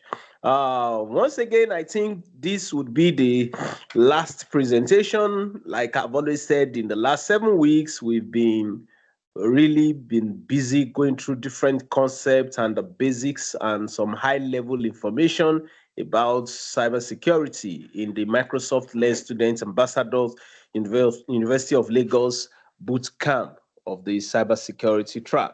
And for the project presentation of today and project report of today, we are having the topic analysis of the impact of installing and using multiple antivirus program on a laptop in relation to the CIA triad. And it's going to be presented by Ororoga. Am I right, Priye? She's going to be talking to us and sharing the results from her work. So over to you, Priye. We can't wait to listen to you and get your reports. Thank you. Okay, good evening, everyone. I am Aurora P, and I'm presenting on the analysis of the impact of installing and using multiple antivirus programs on a laptop in relation to the same triad. So, okay, here we have the content, and I'll be getting into it right now. So firstly about the summary. So basically the study is just to talk about like multiple antivirus programs, how they affect the system security and performance and the CIA triad. And I did this by installing the antivirus one at a time, then running them simultaneously, and then you see the results like as we go. So the objective is to analyze the impact of installing and using multiple antivirus programs on a laptop and to see how the impact affects the components of the CI triad. So the study shows that using multiple antivirus compromises the CI triad, and so it is better to use just one effective antivirus program. And so it is recommended that users use single antivirus program that is well maintained, that is well updated, so as to avoid conflict and performance degradation. So let's get into the introduction. So what is an antivirus? Antivirus programs or software are programs that use their main purpose is to protect computers from malicious codes, threats, and they do this by they use signatures and they study the behavioral analysis of the application. Also, the CI triad. The CI triad is a very, very important principle in cybersecurity, and it represents confidentiality, integrity, and accountability. Confidentiality ensures that information are accessible to only those authorized to view it. If you don't have anything to do with that specific information, it is not um you won't get it, so it won't be disclosed to you. Then integrity. Integrity ensures that informations are protected from unauthorized modifications. Then availability ensures that data and resources are accessible to authorized users whenever they need it. So whenever information is needed, those authorized must get it at that point in time. Then most antivirus vendors recommend that only users should use just one antivirus program. If you check their websites, if you go online, you see that they actually tell people to just use just one antivirus. But most I know users sometimes they feel like they try to use multiple programs to increase security. But this study will help offer insights both to users and security professionals on whether to use one or multiple antivirus. Also, most antivirus software is designed to work independently, meaning they are often not optimized for use alongside another antivirus program. Statement the problem addressed in this study is whether installing and using multiple antivirus programs on a laptop improves protection or introduces risk. Um, I've already talked about the objectives, so let's just go into the significance of the study. The significance is to help users understand the effects of using multiple antivirus programs. It will help users to understand how to protect your system, how to keep it from threats, malware, how to help developers to create more efficient antivirus programs that are compatible with others, and to know the CI triad, very, very important, and to know the effects, to know if confidentiality, and integrity of the data is compromised, and also the availability, and to also help organizations mitigate risks. So the scope, the CI triad. The CIA triad, the study examines whether it breaches confidentiality, whether integrity is affected, and whether and also the system availability, and also performance and system evaluation. Here we'll be evaluating the effects of the antivirus, the multiple antivirus on system performance and the stability based on like CPU, the memory, the disks, and it also shows the user experience when running the multiple antivirus. And the study also helps organizations to mitigate risks. They would know like what exactly to do, whether they should do multiple antivirus or a single antivirus, you know. So it will help them, avoid unnecessary conflicts in security tools and ensure systems remain responsive. Then the limitations I feel that I'm I'm limited to like just a couple of specific number of antivirus program I use, and also my laptop specifications. Like I'm using a Windows now, and so I'm limited to just that and the operating system, and also the time frame for this analysis. Like I just work within a short time frame. Um, Literature overview. So, existing research has actually shown that when some more programs try to control the same function simultaneously, conflicts arise. This is supported by numerous reports from antivirus programs. Like I said before, if you go to the antivirus website, their website, like Norton, if you also check even Microsoft, Asus, you see them, they have warnings about running multiple antivirus programs on their website.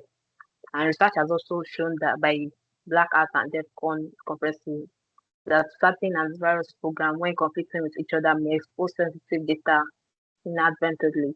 For example, one program could disable encryption features of the other and allow malware to bypass security layers. Um, Framework. The study is guided by, like I said, the CIA triad, a very, very core fundamental principle in cybersecurity. And also defense in depth, as users um, may install multiple antivirus with this philosophy in mind. They believe that, because you have like a couple of security measures, it's better to have more than one security measure. So this concept of secure software compatibility also play a key role. Like software compatibility, your laptop compatibility, you have to check like the antivirus certifications. Is it okay for your laptop? You know, to understand how is it okay for your laptop? You also have to do all those stuff. And now the methodology. I ensured that the laptop does not have pre-existing antivirus software. Then I reviewed the system performance and memory. I took a screenshot actually of the performance and memory just so that I could monitor it. And also access different antivirus programs, like go to their website, check what exactly they do, and check if they'll be okay for your laptop and so on. Installation I installed the antivirus programs one at a time, then monitored the process, and also um check the system's performance before installation and after installation, just so that you could observe any warning on conflict that arises. Then run multiple antivirus programs simultaneously to observe errors, conflicts, and interactions. Then I made use of the system performance monitoring tools like Windows Performance Monitor and the Task Manager to measure the CPU performance and memory. Then also choose 4 to 5 well-known antivirus programs for testing, such as AVG, Total, Avera, Avast. Ensure the antivirus programs chosen offer real-time protection. That's why you have to make research on it and ensure that they cover threats, cover viruses, malware, and so on. So I made use of laptop and the antivirus program. So these are my results. And these are my results. And here is a comparison of the memory usage and system performance. So interpretation of results. I installed one antivirus at a time. You see from the first 2 pictures, you see the installation. This is the installation process of the antivirus. So I installed them one at a time, and I ensured that they meet my system's requirements. Then I downloaded the installation files from their website so that I can get their original version. Then now confidentiality. Using multiple antivirus programs does not have confidentiality, as it may increase the risk of sensitive data exposure due to conflict inefficiencies. If you check this thing, you see I experienced the software was conflicting. It told me that Avira antivirus is known to conflict total AV. Please uninstall Avira before retrying. So it's the softwares were conflicting, and also the integrity of the data. If data is compromised, as antivirus interfere with each other, leading to false positives. Also in this picture, so you see that I got errors. I was trying to scan my system for antivirus. So yeah, I mean, if we're having ineffective scanning, so we'll be able to get what exactly we are looking for, and that way, data is compromised. Then the most notable part was on the system performance, as multiple antivirus programs cause significant slowdowns.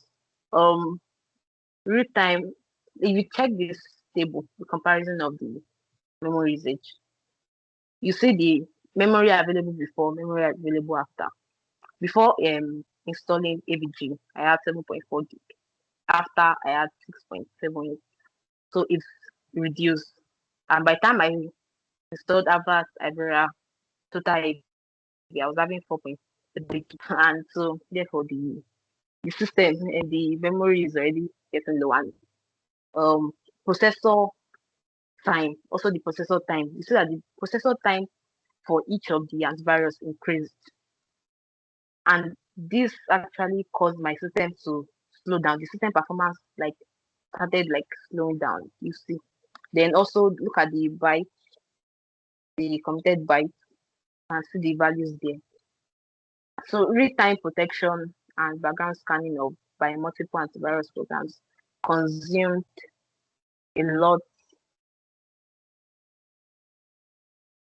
consumed a lot of system resources, therefore leading to delays in opening applications. And one of the things I noticed actually was some applications on my system were taking longer time to open. And also, um, even when I open it, because when I open the laptop, it was taking longer than normal. And even sometimes the laptop freezes, actually. It freezes. I mean, and that's like my system responsiveness is reducing. So, like I said, there were several instances of system freezes, and some of them also occurred like when the programs were trying to like scan my files, leading to software conflicts. So the increased load, like the increased load, which caused the memory to continue, available memory to continue to reduce. The increased load for multiple antivirus software, as you can see from the table, caused the memory to get smaller, yeah, which also caused the laptop to take to take longer to boot. Then I'm sure you remembered my existing literature, and the results actually aligned with it. That when two or more programs try to control the same system functions, conflicts arise, like you can see in the images, conflicts and errors. So it leads to errors, and that way you won't be able to detect threats. I mean, when we're already having errors, threats won't be detected, and also false positives and even system instability. Then the result implies that using multiple antivirus programs can lead to significant issues across all the dimensions of the CIA. Like I explained, it affects both the confidentiality of the data, the integrity of the data, and the availability of the system. So it can also destabilize the system as the system started freezing and also taking time to boot. So users should use just one antivirus program, as having multiple antivirus program actually poses more risks. Then summary, the analysis of the impact of installing and using multiple antivirus programs on a laptop showed that it doesn't relate well to the CIA triad, as it brings significant risks such as increased risks of data exposure, integrity issues due to false positives, and reduced system availability. It also brings about system degradation. Then, why it is possible is that it's possible to install multiple antivirus programs on a laptop. It presents significant challenges such as conflicts, errors, performance degradation, and so on.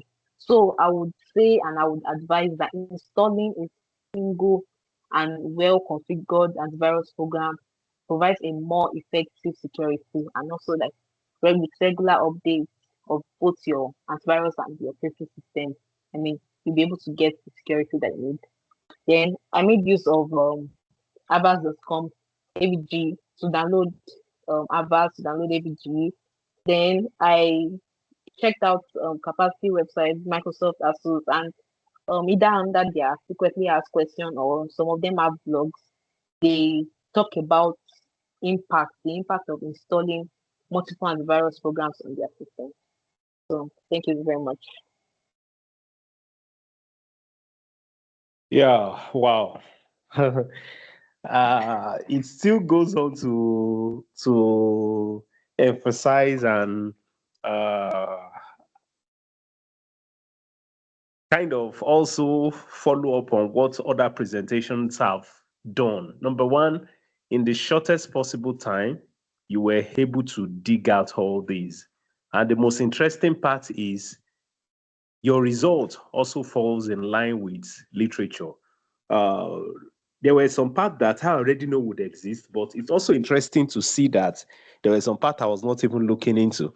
Yeah, I was already looking to the fact that theoretically, with multiple antivirus, is going to affect the availability aspect of cybersecurity. We have the CIA, that's the availability aspect. And I never even paid attention to the fact that it's also going to affect the confidentiality aspect and even the integrity aspect, especially with respect to exposing sensitive data. Because at the end of the day, one of the antivirus will disable the encryption ability of the other antivirus, which will now expose sensitive data. So it's really interesting. And One thing I appreciate you and every other person that has presented is the fact that you guys got to work. You guys got to work. And I would encourage you, if you need to tune up everything, tune them up and get this thing listed on your portfolio. Get it listed on your portfolio. Before I say any other thing much, I don't know if there's anybody, you have a question, you have an addition, and maybe something to say on this presentation. Anyone? Can just raise your hand if you have a question, you have something to add, you have clarifications to make. Okay, in the absence, I would want to just add one or two more things before we call it an evening or before we call it a day. One of the reasons why we decided to have this topic is to further, what's that? Okay, sorry about that. To further establish the fact that security don't have to be complex. Security don't have to be complex. You don't need to install multiple antivirus to get your system secured. Security don't have to be complex. Then also, as much as possible, remember what I said, KISS, keys. Keep it silly simple. Keep it silly simple. It's one of the approach in cybersecurity. Keep it silly simple, because when you want to bring up a complex solution, at the end of the day, by the time it starts to disturb business process, by the time it starts to stand on the way of the primary business objective, then your solution is not a sustainable security solution. Your solution must support business objective. It must not stand against business objective. Once again, I want us to give a digital hand clap. I know some persons already did that for this very interesting presentation from Priye. We really, really appreciate. No, I'm so impressed. I'm so impressed with this presentation. And for every other person that has presented today, I'm really impressed. And everyone that has presented on this project, I am deeply impressed.